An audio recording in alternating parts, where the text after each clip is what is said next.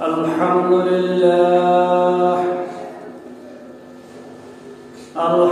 لله نحمده ونستعينه ونستغفره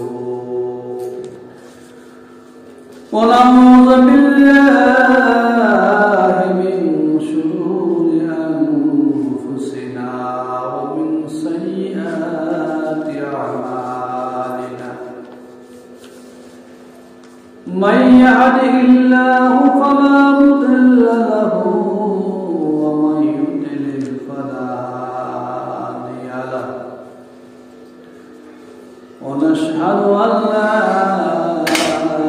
إله إلا الله وحده لا شريك له ونشهد أن سيدنا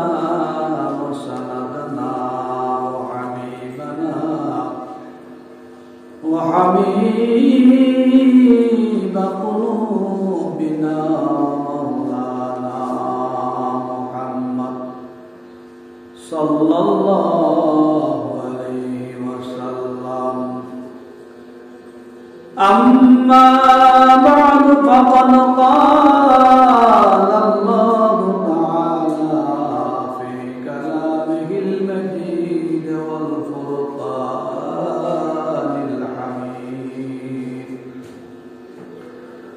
أعوذ بالله من الشيطان الرجيم بسم الله الرحمن الرحيم سبحان الذي أسرى ليلا من المسجد الحرام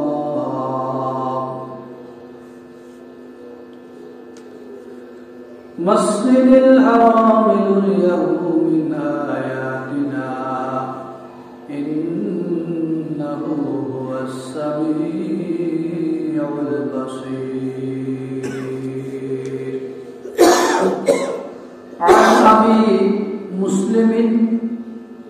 عن أبي مسلم التغفي رضي الله عنه قال دخلت على أبي أمامة رضي الله تعالى عنه وهو في المسجد فقلت يا أبا أمامة إن رجلا حدثني منك أنك سمعت رسول الله صلى الله عليه وسلم يقول من توضأ فأسبغ الوضوء غسل يديه ووجهه ومسح على رأسه وأذنيه ثم قام إلى الصلاة مفروضة غفر الله له في ذلك اليوم أو كما قال النبي عليه الصلاة والسلام اللهم صل على محمد وعلى آل محمد كما صليت على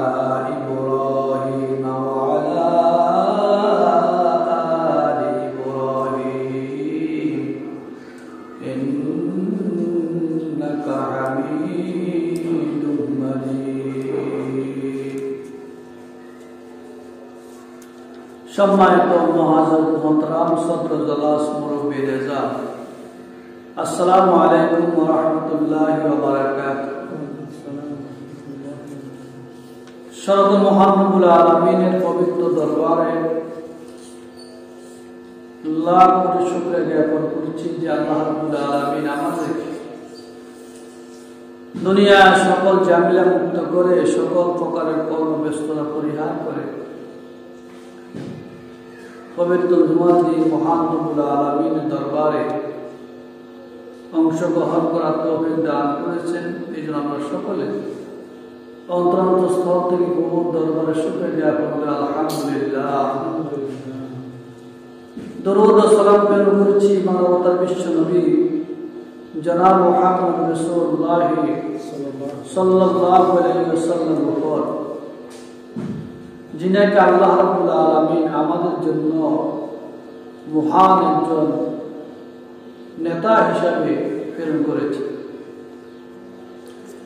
সবচেয়ে বড় শুকরিয়া জ্ঞাপন করছি এই জন্য আল্লাহ রাব্বুল আলামিন যে আখির জামানার পয়গম্বর, আখির জামানার পয়গম্বর উম্মত বানালেন। এর চেয়ে বড় শুকরিয়া আছে কিনা? আছে না? আমরা কোনদিন আল্লাহকে বলছি যে আল্লাহ আমাদেরকে আখির জামানার পয়গম্বর উম্মত বানান? বলছি? বলি। কিন্তু অন্যান্য মাখলুকাত, অন্যান্য নবীরাও আল্লাহর কাছে ফরিয়াদ করেছে, আল্লাহ যদি আমাদেরকে আখির জামানার পয়গম্বর উম্মত বানাইতেন কতই না ভালো হতো। কারণ আখির জামানার উম্মত নবীর এত মূল্য, এত মর্যাদা, এত সম্মান, এত ইজ্জত, কিন্তু তিনার একজন উম্মত, নেককার উম্মত, ইমানদার উম্মত অন্যান্য নবীর সমতুল্য। সুবহানাল্লাহ বলে না? নবী তো হতে পারে না। নবী তো আল্লাহ নিজে কি প্রেরণ করেছেন। নবী হলো আল্লাহর খলিফা, নায়েব।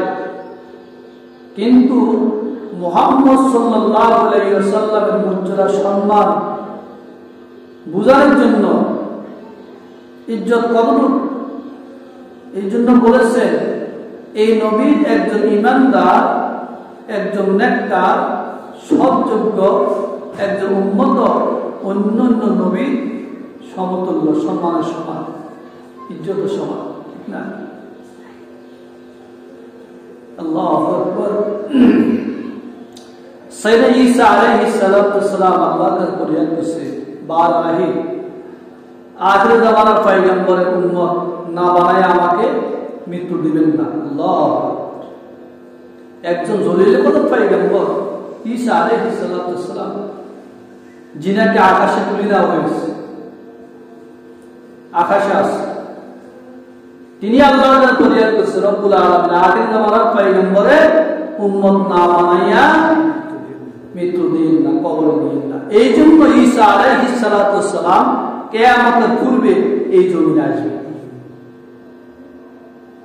কিয়ামতের পূর্বে এই জমিনে পৃথিবীতে আসবে, পৃথিবীর নেতা হবে, খলিফা হবে। এই খলিফা হবে উম্মতে মুহাম্মদী, মুহাম্মদ রাসূলুল্লাহ উম্মত হিসাবে, নবী হিসাবে আসবে। মুহাম্মদ সাল্লাল্লাহু আলাইহি ওয়াসাল্লামের উম্মত হয়ে পৃথিবীতে আসবেন। তিনি খেলাফতের কাজ করবেন, খেলাফতের দায়িত্ব গ্রহণ করবেন, দাজ্জালের বিরুদ্ধে যুদ্ধ করবেন, দাজ্জালকে হত্যা করবেন, দাজ্জাল মারবেন। দাজ্জাল মারার পরে ঈসা আলাইহিস সালাম 40 বছর পর্যন্ত এই জমিনে ইসলামের আইন কানুন মোতাবেক মানে এই জমিন পরিচালনা করবে। সুবহানাল্লাহ। জমিন হবে শান্তির জমিন। মানুষ রাত্রে দরজা খুলে ঘুমাবে, চুরি থাকবে না, ডাকাতি থাকবে না, কোনো বদমাশি থাকবে না, কিন্তু এই জমিন থাকবে শান্তির জমিন। 40 বছর রাজত্ব করবে। কত বছর? 40 বছর পরে উনি ইন্তেকাল করবেন, ওনার মৃত্যু হবে। আর ঈসা আলাইহিস সালামের কবর হবে বিশ্বনবী মুহাম্মদ রাসূলুল্লাহ সাল্লাল্লাহু আলাইহি ওয়াসাল্লাম রওজা শরীফ পাশে, যেটা খালি আছে মহিটাতে। ঈসা আলাইহিস সালামের জন্য একটা কবর খালি রেখেছেন বিশ্বনবীর পাশে, রাখছেন কিনা? এই জন্য কিয়ামত আগে ভয়াবহ পরিস্থিতি হবে, বিশাল ফিতনা হবে, দাজ্জালের ফিতনা খুব মারাত্মক ফিতনা হবে। এই জন্য আল্লাহ রাব্বুল আলামিন সূরাতুল কাহাফের মধ্যে বলেছেন, যেই ব্যক্তি প্রতি শুক্রবার সূরাতুল কাহাফ তেলাওয়াত করবে আল্লাহ রাব্বুল আলামিন তাকে দাজ্জালের ফিতনা থেকে মুক্ত করবেন। সুবহানাল্লাহ বলেন। দাজ্জালের এক বগলের তলে থাকবে জান্নাত, আর এক বগলের তলে থাকবে জাহান্নাম। আল্লাহ রাব্বুল আলামিন দাজ্জালের ক্ষমতা দিবেন, মহান ক্ষমতা।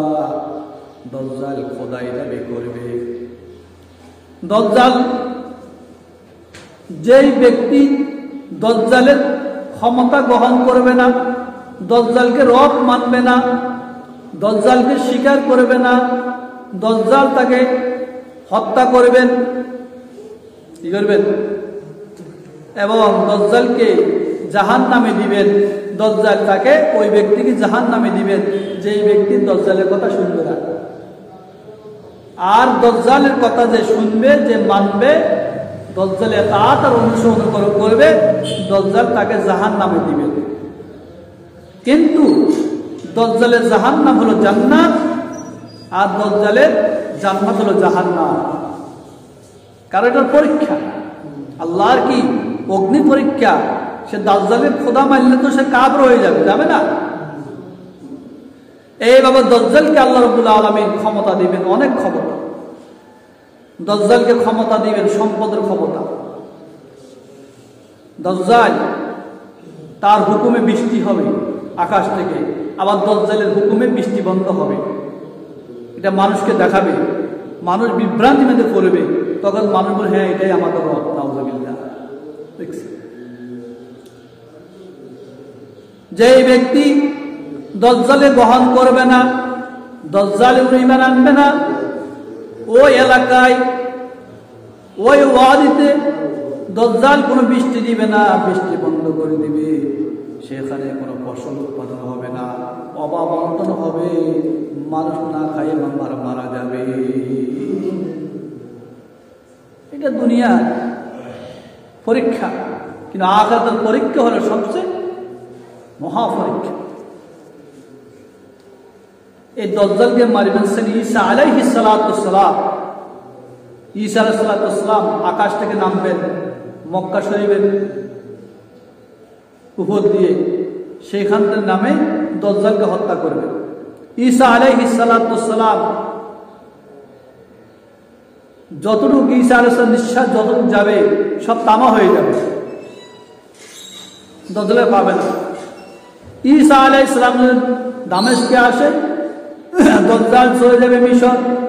ঈসা আলাইহিস সালাম মিশর আসলে দাজ্জাল চলে যাবে সিরিয়া। ঈসা আলাইহিস সালাম সিরিয়া আসলে দাজ্জালের ভারত। এইবার দাজ্জালের খোঁজ করতে থাকবে। ইতিহাস লেখে, হাদিসে লেখে, দাজ্জালকে এক জায়গায় শোয়া পাবে, ঘুমান্ত অবস্থায় পাবে। ঈসা আলাইহিস সালাতু সালাম সেই জায়গায় দাজ্জালকে হত্যা করবে। দাজ্জালে হত্যার পরে, দাজ্জালকে মারার পরে ঈসা আলাইহিস সালাতু সালাম 40 বছর পৃথিবীর রাজত্ব করবে। ঈসা আলাইহিস সালাতু সালাম যাওয়ার পরে আরো বিশাল ঈসা আলাইহিস সালাতু সালাম আরেকটি ফিতনা আসবে, ইয়াজুজ মাজুজের ফিতনা। সেটা ছোট বড় বিশাল ফিতনা, সেদিকে যাচ্ছি না। কিন্তু আমি পূর্বের জুমায় নামাজ সম্পর্কে আলোচনা করেছিলাম। আমরা তো নামাজ পড়ি না, করি কিনা? নামাজের গুরুত্ব আমরা বুঝি না, নামাজের গুরুত্ব বুঝি না। এক ওয়াক্ত পড়লে আরেক ওয়াক্ত নাই, 2 ওয়াক্ত পড়লে 3 ওয়াক্ত নাই, 3 ওয়াক্ত পড়লে 4 ওয়াক্ত নাই। নামাজের এই হাল, এই অবস্থা, এই পরিস্থিতি, নামাজের খুব করুণ পরিস্থিতি। নামাজ হলো আল্লাহর গোলামিয়তের মধ্যে সবচেয়ে দামি হলো নামাজ। যত ইবাদত বন্দেগী আছে, সকল ইবাদতের মধ্যে সবচেয়ে দামি হলো, মূল হলো নামাজ। নামাজ কি না? নামাজ হলো সবচেয়ে দামি। নামাজ হলো আখিরাতের সম্পদ, নামাজ হলো পরকালের সম্পদ। যে ব্যক্তি কাল কিয়ামতের ময়দানে সঠিকভাবে নামাজের হিসাব দিতে পারবে, আল্লাহ রাব্বুল আলামিন তার অন্য হিসাবগুলো তার সহজ করে দিবেন। হাদিস শরীফে আছে, বিশ্বনবী জনাব মুহাম্মদ রাসূলুল্লাহ সাল্লাল্লাহু আলাইহি ওয়াসাল্লাম বলেন, নামাজ হলো তার জান্নাতের চাবি। যে ব্যক্তি নামাজের হিসাব নিকাশ সঠিকভাবে দিবে, নামাজের হিসাব দিতে পারবে, নামাজ তার জন্য চাবি হবে, ওই চাবি দ্বারা জান্নাতের তালা খুলবে। নামাজ না হলে জান্নাতের চাবি জান্নাত তালা খুলতে পারবে না। মিফতাহুল জান্নাতিস সালাহ। হাদিস শরীফে আছে নামাজ হলো জান্নাতের চাবি, আর নামাজ না হলে জান্নাত খোলা সম্ভব হবে না। হবে না? আর জান্নাত না খুলতে পারলে জান্নাতে যেতে পারবে না? পারবে না, কখনো পারবে না। দরজা যতক্ষণ করে লক থাকবে, তালা খুলবে, ততক্ষণ পর্যন্ত মানে এখানে ঢোকার কোনো ক্যাপাসিটি নাই, যতক্ষণ পর্যন্ত তালার চাবি না থাকবে। আল্লাহ।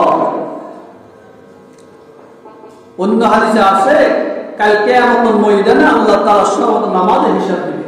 কিসের হিসাব? নামাজের হিসাব। আর নামাজের জন্য এখন নামাজ পড়তে হলে আমাদের করণীয় কি প্রয়োজন? নামাজ পড়তে হলে রাসূলুল্লাহ সাল্লাল্লাহু আলাইহি ওয়াসাল্লামের তরিকা মোতাবেক আমাদেরকে নামাজ পড়তে হবে নাকি? রাসূল যেভাবে নামাজ শিক্ষা দিয়েছেন, রাসূল যেভাবে নামাজ পড়ছেন, যেভাবে পড়ার জন্য নির্দেশ দিয়েছেন, খুব ওইভাবে নামাজ পড়তে হবে। আর নামাজ রাসূল সাল্লাল্লাহু আলাইহি ওয়াসাল্লাম যেভাবে নামাজ পড়ার জন্য বলছেন, আর ওই নামাজ আমাদের শিক্ষা করা লাগবে কিনা? লাগবে না? মায়ের পেট থেকে ভূমিষ্ঠ হওয়ার পরে আস্তে আস্তে সন্তান বড় হয়, কিন্তু মাদ্রাসার দ্বারা কাছে যায় না, মুক্তবের কাছে নাই, নামাজের কোনো ট্রেনিং নাই, প্রশিক্ষণ নাই, নামাজের কোনো নিয়ম তান্ত্রিক জানে না, কোনো মাসলা মাসাল জানে না, কোনো ফরজ, নামাজের কয়টা ফরজ, কয়টা ওয়াজিবাত, কয়টা সুন্নাত কিছু জানে না, কিন্তু সে নামাজ পড়ে। কি বলে? নামাজ পড়ে। নামাজ হবে না। আর এই নামাজ পড়ার কারণে সেই অ্যাক্সিডেন্ট হওয়ার ভয় আছে কিনা? নাই। যে কোনো মুহূর্তে সে কি বিপদগামী হতে পারে। এই জন্য নামাজের মাসলা মাসাল শিখা আমাদের জন্য সবচেয়ে গুরুত্বপূর্ণ একটি বিষয়। নামাজ পড়তে হলে নামাজের এলেম থাকতে হবে। কি থাকতে হবে? এলেম। তো নামাজ পড়ার জন্য আমাদের প্রথম কিসের দরকার? ওযুর দরকার। কিসের দরকার? ওযুর দরকার। ওযু না করলে নামাজ হবে না। হবে না। ওযু না করলে নামাজ হবে না। আর নামাজ না পড়লে আল্লাহ সন্তুষ্টি পাবো না। পাবো কিনা? এই জন্য নামাজ পড়তে হলে ওযুর প্রয়োজন। ওযু করতে হলে ওযুর মাসলা মাসাইল আমাকে জানতে হবে, শিখতে হবে, বুঝতে হবে। ওযুর মাসলা মাসাইল না জানি, ওযুর নিয়ম পদ্ধতি না জানি, কিন্তু ওযু করা সম্ভব নয়। সম্ভব কিনা? সম্ভব। ওযুর নিয়ম পদ্ধতি আছে কিনা কথা বলেন? ওযুর নিয়ম আছে, তরিকা আছে। ছোট ছোট বাচ্চারা যখন মুক্ত করে, মুক্ত যখন ওযুর মাসলা মাসাইল শিখলো, সেও সুন্দর ওযু করে। নুরানি ছাত্র যখন নুরানি মাদ্রাসা করে, সেখানে ওযুর মাসলা শিখে, ওযুর মাসলা মাসাইল শিখে। আর ওই ছেলেকে ওযু কিভাবে করতে হয় শেখানো লাগে না। অথচ সেই ওযু করার সময় যখন তার দাদা, বুড়া দাদা ওযু বানায়, নানা ওযু বানায়, ওযু তো হয় না। ছোট্ট বাচ্চা বলে যে নানা আপনার ওযু হইতেছে না, ও তো দাদা আপনার ওযু হয় না। দাদা বলে নাতি ওযু কিভাবে করতে হবে আমাকে একটু শেখাই না। আল্লাহু আকবার। নাতি বলে দাদা আপনি আগে ডান হাত ধুবেন, তারপরে বাম হাত, আগে মুখমণ্ডল, মুখমণ্ডলের পরে এরপর ডান হাত, বাম হাত, এইভাবে সিরিয়াল বাবা আপনাকে ওযু করতে হবে। ওগো দাদা আপনার ওযু হচ্ছে না, কতটুকু পর্যন্ত আপনি হাত ধুতে হবে তাও জানেন না, কতটুকু পর্যন্ত মুখ ধুতে হবে তাও জানেন না। এইভাবে দাদা ৩৫, ৪০, ৫০ বছর পর্যন্ত নামাজ পড়ছে, কিন্তু দাদা ওযু হয় নাই, আর ওযুর সাথে সাথে নামাজও হয় নাই। বুঝছে কিনা? এই দাদা কবরে যাওয়ার পর কি অবস্থা হবে বলেন? এই নামাজ কোনো লাভ হবে? লাভ হবে না। আল্লাহ মুহাম্মদ রাসূলুল্লাহ সাল্লাল্লাহু আলাইহি ওয়াসাল্লাম বলেন, যেই মুসলমান বান্দা বান্দি উত্তম ওযু করবে, ওযু করবে, আর এই ওযুর কারণে, উত্তম ওযু করার কারণে আল্লাহ রাব্বুল আলামিন তার সকল সগীরা গুনাহ ক্ষমা করে দিবেন। সুবহানাল্লাহ বলেন। সুবহানাল্লাহ। আল্লাহ রাসূল মুহাম্মদুর রাসূলুল্লাহ সাল্লাল্লাহু আলাইহি ওয়াসাল্লামের একজন সাহাবী আবু মুসলিম রাদিয়াল্লাহু তাআলা আনহু, আবু মুসলিম রাদিয়াল্লাহু তাআলা বর্ণিত বলেন, قال دخلت على ابي امامه رضي الله تعالى عنه وهو في المسجد فقلت يا ابا امامه। আল্লাহ রাসূলের সাহাবী আবু মুসলিম রাদিয়াল্লাহু আনহু বলেন, আমি হযরতে উমামা রাদিয়াল্লাহু ওহুয়া বিল মসজিদে ছিলেন, মসজিদে অবস্থা ফাকুলতু ইয়া আবা উমামা, আমি বললাম হে আবু উমামা, ইন আননা রাজুলান হাদাসানি মিনকা আন্নাকা সামি'তু রাসূলুল্লাহি সাল্লাল্লাহু আলাইহি ওয়াসাল্লাম। একজন ব্যক্তি আমাকে আপনার পক্ষ থেকে একটা হাদিস শোনালেন, একটা হাদিস বললেন, যে হাদিসটা আন্না সামি'তু রাসূলুল্লাহি সাল্লাল্লাহু আলাইহি ওয়াসাল্লাম, আপনি রাসূল আরবি মুহাম্মদুর রাসূলুল্লাহ সাল্লাল্লাহু আলাইহি ওয়াসাল্লামের কাছ থেকে শ্রবণ করেছেন। আমি একজন ব্যক্তির কাছ থেকে আপনার একটা হাদিস শুনেছি, যে হাদিসটা আপনি মুহাম্মদুর রাসূলুল্লাহ সাল্লাল্লাহু আলাইহি ওয়াসাল্লামের মুহাম্মদুর রাসূলুল্লাহ সাল্লাল্লাহু আলাইহি ওয়াসাল্লাম থেকে শ্রবণ করেছেন, মুহাম্মদ সাল্লাল্লাহু আলাইহি ওয়াসাল্লাম শুনছেন। সে হাদিসটা কি? ইয়াকুলু মান তাওয়াজ্জা ফাআসবাগাল ওযুয়া, তিনি বলেন যে ব্যক্তি ওযু করবে ফাআসবাগাল ওযুয়া, উত্তমভাবে করবে, কি করবে? ভালোভাবে ওযু করবে, উত্তম ওযু করবে।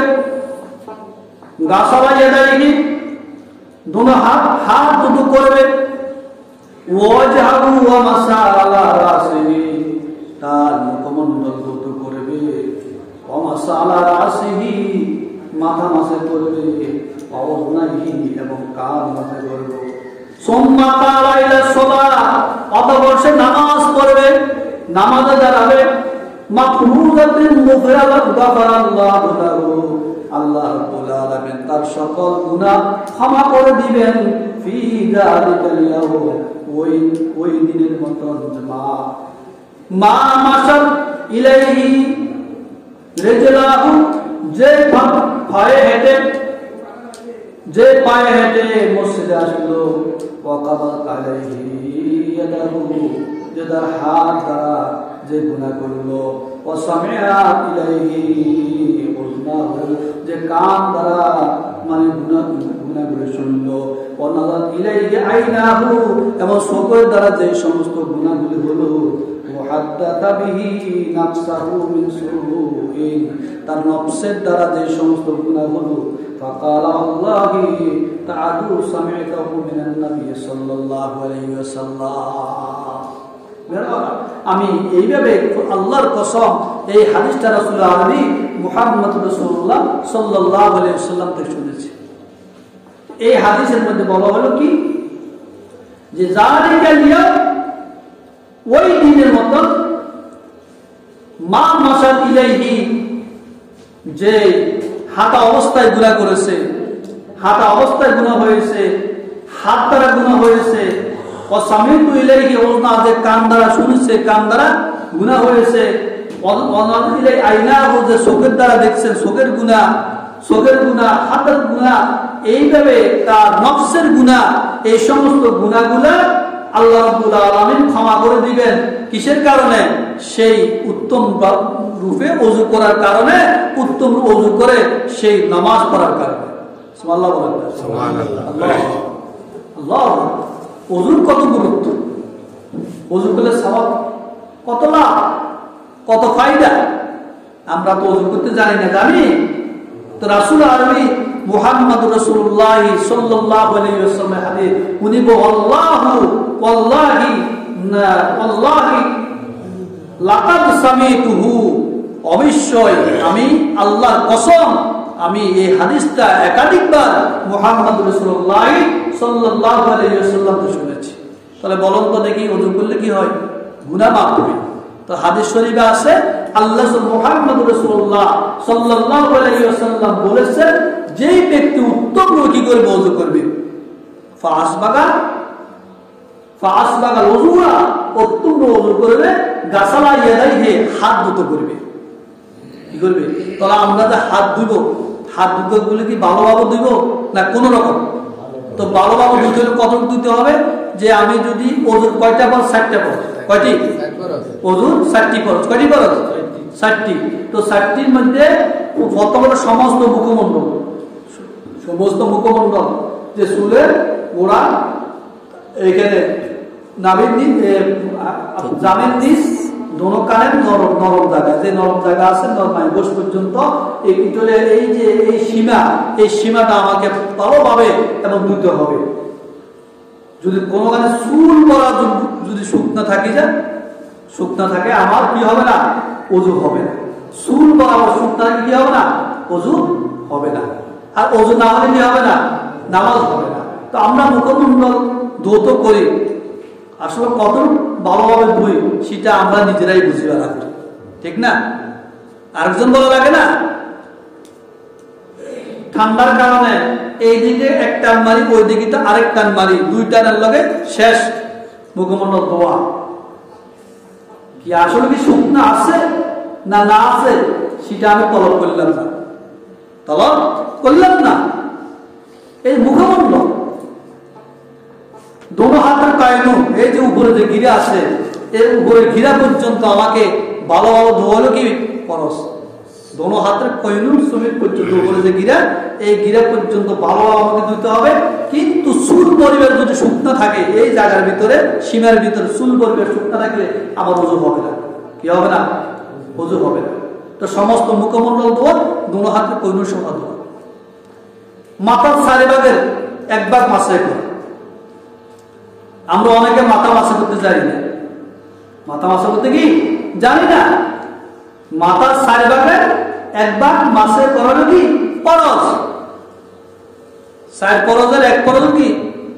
মাথা মাসে করা। এই মাথা যদি আমি ঠিক মতো মাসে না করি, আমার ওযু হবে? হবে না। তো কতটুকু আমরা মাসে করতে পারি, এটা আমাদেরকে জানা দরকার। 3 নম্বরে গেল মাথা মাসে। 4 নম্বর হলো দোনো পায়ের টাকনু সহ ধোয়া। দোনো পায়ের যে টাকনু আছে নিচে, এই টাকনুর উপর পর্যন্ত আমাকে ভালোভাবে কি ধুতে হবে। আমরা এমন ওযু করি, যে ওযুর কারণে মসজিদে ঢুকি, মসজিদ টাইলস পর্যন্ত আমরা নষ্ট করে ফেলি। মুয়াজ্জিন সাহেব দৈনন্দিন 5 বার মসজিদ পরিষ্কার করতে হয়। আপনি ওযু বানান মসজিদে ঢুকেন, আপনার পায়ে সব কাদা। কি ওযু বানান? কি নামাজ পড়বেন? আপনি ওযু বানালেন, আপনার পাউটা ভালোভাবে ধুইলেন না, আপনার পায়ের মধ্যে কাঁচরা হয়ে গেছে। এই কাঁচরার কারণে আপনি মসজিদে ঢুকছেন, সব কাঁচরা আপনার পায়ের কাঁচরা। তো সেটা রয়েছে, আমরা পাও কি পবিত্র হয়েছে? উত্তম ওযু কাকে বলে? এই 7টা পর্যায় তো আপনাকে কি জানতে হবে কিনা? এই 7টি মাসালা যদি না জানি, নামাজের এই যে ওযু 7টা পর্যায় যদি আমি না জানি, সারা জীবন যদি আমি ওযু করি, খোদার কসম আমার ওযু হবে না। কি হবে না? ওযু হবে না। বাকি সুন্নতগুলো পরে আসবে। আগে আমরা 7টি ফরজ ঠিক করেন। কি পুরুষ কি নারী, এই জন্য রাসূল আরবি মুহাম্মদুর রাসূলুল্লাহ সাল্লাল্লাহু আলাইহি ওয়াসাল্লাম বলেন, মান তাওয়াজ্জা ফাসবাতা ওযুহা, যে ব্যক্তি ওযু করবে উত্তম ভাবে ওযু ভালোভাবে করবে, হাতগুলো ভালোভাবে মতো করবে, ওয়াজহাহু তাসহারা দেবে, ওয়া মাসালা রাসিহি ওয়া উযনাহি, মাথা এবং কাঁধ মাসহ করবে। সুম্মা তাওয়াক্কালা ইলা সালাতি মাকরুজাতিন গাফারাল্লাহু লাহু, অতঃপর সে নামাজে দাঁড়াবে, নামাজ ফরজ নামাজ পড়বে। বিশ্বনবী মুহাম্মদুর রাসূলুল্লাহ সাল্লাল্লাহু আলাইহি ওয়াসাল্লাম বলেন, গাফারাল্লাহু লাহু, আল্লাহ তাআলা তার সকল গুনাহ ক্ষমা করে দিবে। সুবহানাল্লাহ। সগীরা গুনাহ ক্ষমা করবেন হাতের দ্বারা। সকাল থেকে আপনি ফজর নামাজ পড়ার পরে ফজর থেকে যোহর পর্যন্ত আপনার হাত দ্বারা পাও দ্বারা যদি কোনো গুনাহ হয়ে থাকে, সগীরা গুনাহ হয়ে থাকে, ওই গুনাহগুলো যোহরের ওযুর কারণে ওই গুনাহগুলো আল্লাহ ক্ষমা করে দিবে। যোহরের নামাজ পড়ার পরে যোহরের নামাজ প্রত্যেকে আসর পর্যন্ত যদি আপনার চোখের গুনাহ হয়, আপনার মুখের গুনাহ হয়, অঙ্গ প্রত্যঙ্গের গুনাহ হয়, পায়ের গুনাহ হয়, চোখের গুনাহ হয়, যে সমস্ত সগীরা গুনাহ, এই গুনাহগুলো আসর নামাজের ওযু বানানোর সাথে সাথে আল্লাহ রাব্বুল আলামিন যোহর থেকে আসর পর্যন্ত যে সমস্ত গুনাহ হয়েছে সব গুনাহ আল্লাহ ক্ষমা করে দিবে। সুবহানাল্লাহ। এভাবে আসর থেকে মাগরিব পর্যন্ত, মাগরিব এশা পর্যন্ত, তাহলে বুঝা গেছে 5 ওয়াক্ত ওযু বানালে ওই ব্যক্তি আর কোনো গুনাহগার থাকে না, অপরাধী থাকে না, সে পবিত্র হয়ে যায় কিনা? আল্লাহ। তাকবীরগুলো আমরা পাই না, নামাজ পড়তে পারি না। নামাজের মধ্যে নামাজের তাকবীরগুলো হলো সবচেয়ে গুরুত্বপূর্ণ, সবচেয়ে দামি। তাকবীরগুলো কাকে বলা হয়?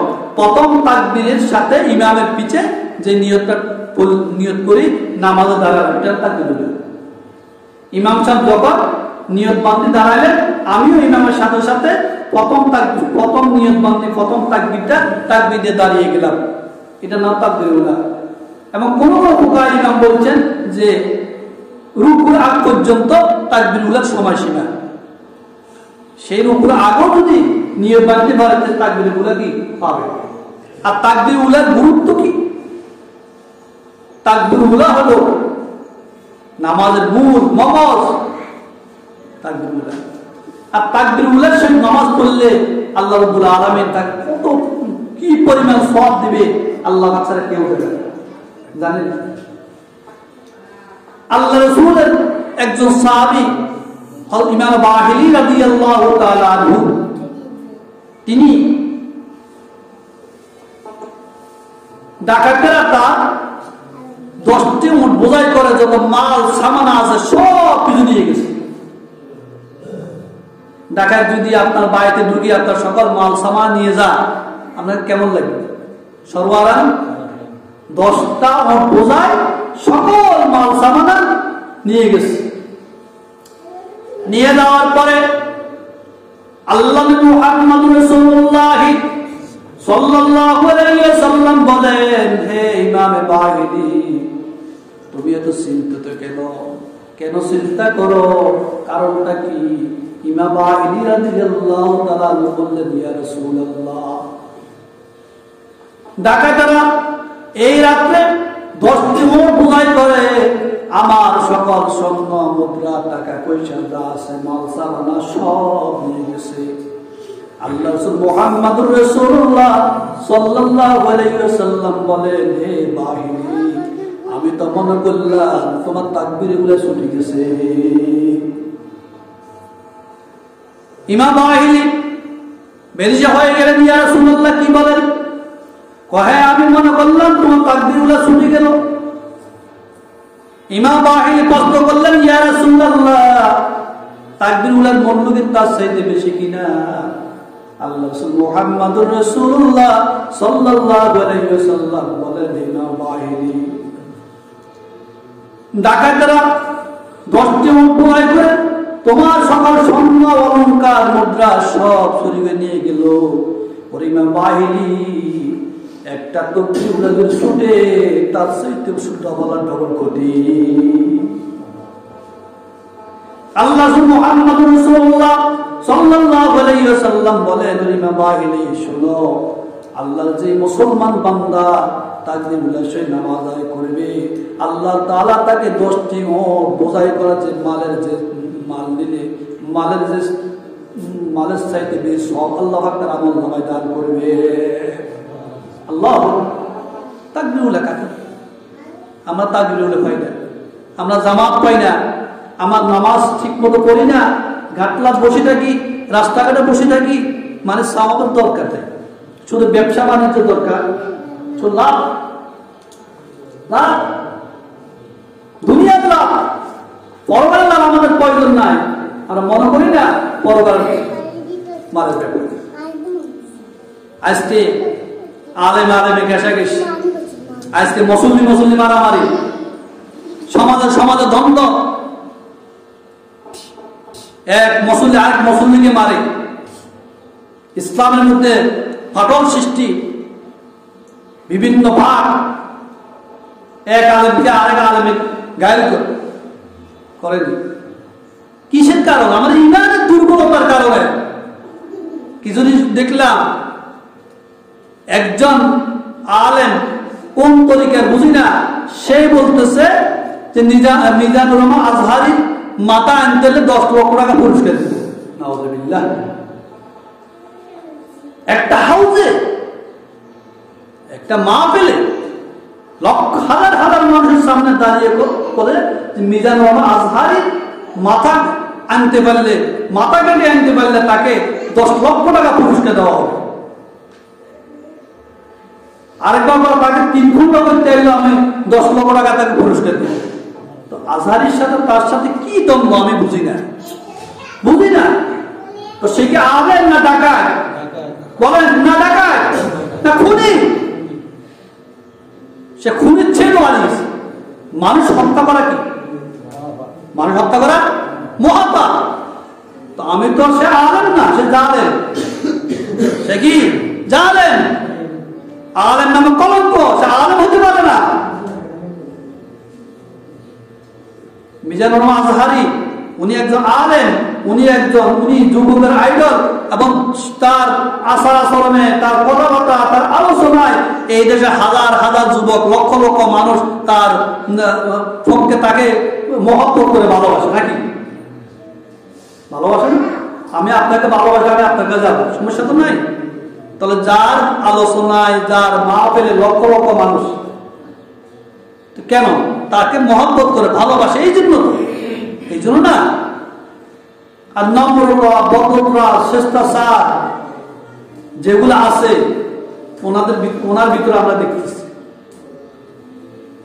উনি এই পর্যন্ত ওনার যত বিরোধিতা করছে, কিন্তু কোনদিন রাগ করে নাই, কাউকে গালি দেন নাই। আল্লাহ রাব্বুল আলামিন এই বড় লোকদের ব্যাপারে আল্লাহ কোরআনে বলছেন, وعباد الرحمن الذين يمشون على الأرض هونا وإذا خاطبهم الجاهلون قالوا سلاما। রহমান বান্দা তারাই যারা এই জমিনে নম্রভাবে চলে, ভদ্রভাবে চলে। জাহিলেরা অপরাধ যদি তাকে গালি দেয়, গাল বন্ধ করে, সালাম দিয়ে ফিরিয়ে আসে। সুবহানাল্লাহ বলেন। কি দিয়ে? সালাম দিয়ে ফিরিয়ে আসে। এই সালামের অর্থ হলো নম্র, ভদ্র, স্বেচ্ছাচার, মানে আদরের সহিত সুন্দরভাবে তাকে তার মাথার উপরে হাত তুলে দিয়ে ফিরিয়ে আসে। আল্লাহ তো এদের কথা বলছে। সে আলেম হোক, যেই হোক, তার কথা বলে নাই যে একজন মানুষের বা একজন আলেমের মাথা কাটলে 10 লক্ষ টাকা পুরস্কার দিবে, এরকম কথা বলা এটা কি অপরাধ নয়? অপরাধ না, শুধু তার বিরুদ্ধে জিহাদ ঘোষণা করা দরকার। সে খুনি।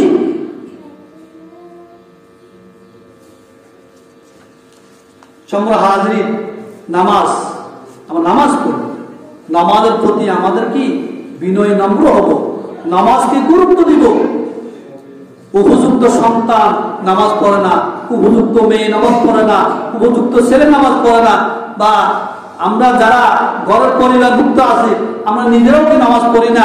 এই নামাজ না পড়লে আমাকে আল্লাহর জবাব দিতে হবে না? হবে কি না? আত-তাকবীরুল্লাহ খায়রুম মিনাদ দুনিয়া ওয়া মা ফিহা। রাসূল বলছে যে একটা তাকবীরুল্লাহ, যে এক তাকবীরে সে নামাজ পড়বে, সেই দুনিয়া এবং দুনিয়ার ভিতরে যা আছে তার চেয়ে দামি। আল্লাহ, নামাজ পড়বেন কি না? অবশ্যই বলবে। জামাতে বলবে, জামাতের সওয়াব বেশি। জামাতের সওয়াব কি বেশি? জামাতে নামাজ আদায় করলে ইমামের সাথে সাথে আপনাদের নামাজও কি পুরো হয়ে যাবে। আমাদের মায়েরা যারা আছেন ঘরে বাড়িতে নামাজ কামাই করবেন না, নামাজ পড়বেন, 5 ওয়াক্ত নামাজ পড়বেন, পর্দার সহিত চলবেন। নামাজ যেরকম ফরজ, পর্দাও ফরজ। রোজা যেরকম ফরজ, পর্দাও কি ফরজ। হজ ফরজ হলে পর্দাও ফরজ।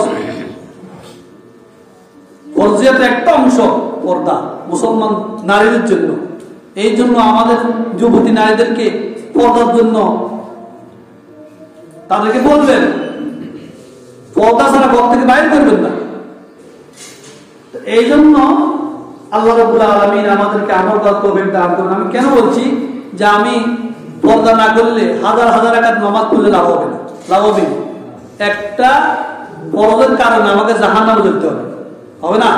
তো আমি যদি একটা ফরজ লঙ্ঘনের কারণে লক্ষ লক্ষ জাহান্নামে চলি, তাহলে আমি যে এবার 30 বছর নামাজ পড়লাম, লাভ হবে না? লাভ হবে না, হবে না। এই জন্য আমাকে ইসলামের প্রত্যেকটি বুনিয়াদগুলা, প্রত্যেকটি ভিত্তিগুলা আমাকে গ্রহণ করতে হবে।